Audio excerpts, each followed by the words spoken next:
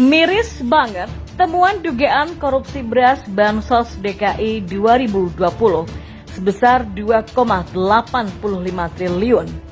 Pak Polisi, usut tuntas ke akar-akarnya. Lagi rame dugaan korupsi Bansos senilai 2,85 triliun di Jakarta di era Anies Baswedan. Laporan investigasi akun Kurawa berasal dari info whistleblower yang mengabarkan adanya penimbunan beras bansos milik Perumda Pasar Jaya tahun anggaran 2020 yang masih tersimpan hingga saat ini di gedung sewaan di Pulau Gadung. Kalau ini terbukti secara hukum, betapa memalukannya Anies. Lupa saya. Belum tentu punya malu.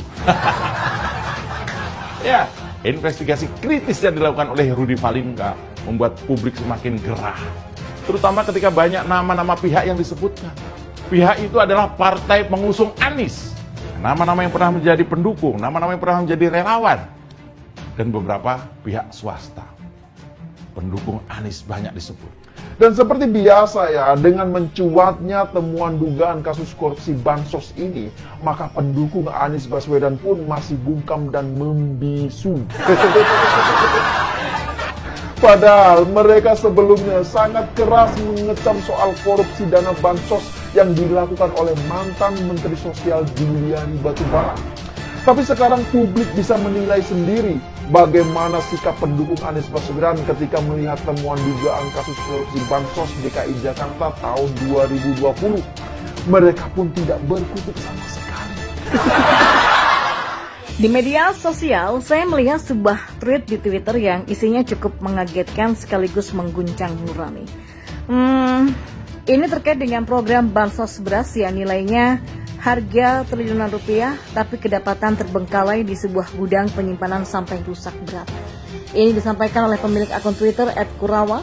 Singkat kata, dia mendapatkan informasi dari whistleblower mengenai adanya penimbunan beras di gudang milik Perumda Pasar Jaya di kawasan industri Pulau Gadung, Jakarta Timur.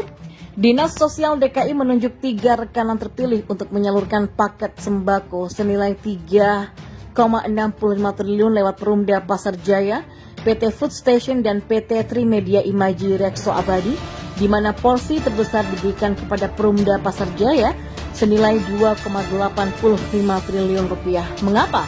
Tanya Kurawa lewat akun Twitternya.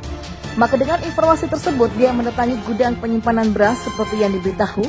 Ternyata di sana terdapat 1000 ton beras dengan bentuk paket 5 kg. Kabarnya, paket beras tersebut harusnya disalurkan pada 2020 sampai 2021 untuk masyarakat di masa pandemi. Sayangnya, kondisi beras ternyata sudah rusak parah karena tersimpan cukup lama.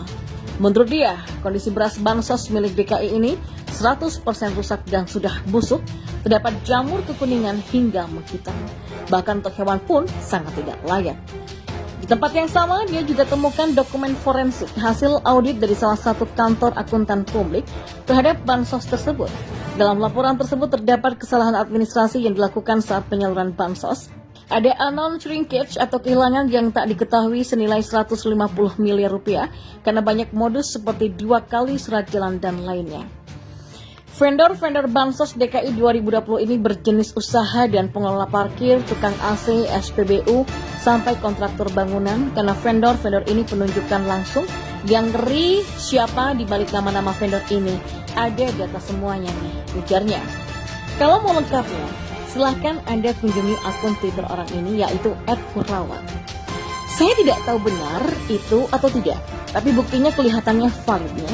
Harusnya aparat langsung bergerak ke lokasi dan melakukan pengusutan sampai tuntas.